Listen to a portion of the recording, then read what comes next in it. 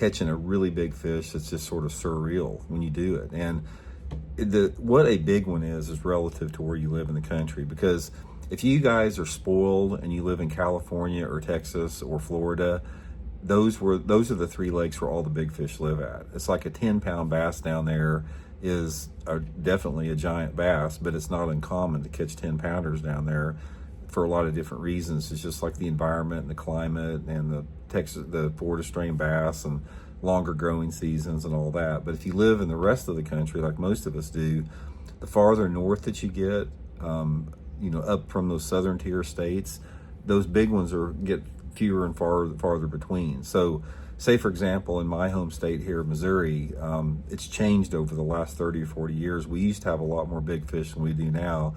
But now, in our tournaments here in Missouri, most of the time, 5 or 6 pounds will win big fish of the tournament. And back in 1980, it used to be 8 or 9 pounds. So 5 or 6 pounds, like throughout the mid part of the country, is usually a really nice fish. Same with up north there, 5 or 6 pounders, a big one there. So in terms of catching those big ones, now again, relative to where you're at in the country, but it's the same across the board. The system I'm getting ready to tell you about, it works everywhere. It doesn't matter what part of the country you're in or what you classify as a big one. So let's get that in there. So the time of the year and the conditions are the most important thing as far as giving yourself the best odds.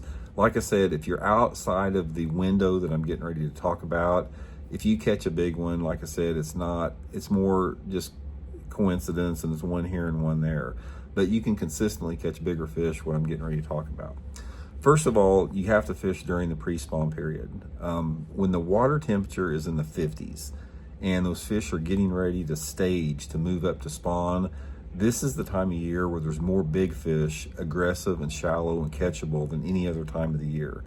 Once that water temperature hits the low to mid 50s, there is a movement of fish that weigh over 4 or 5 pounds that move up shallower in less than 10 foot of water.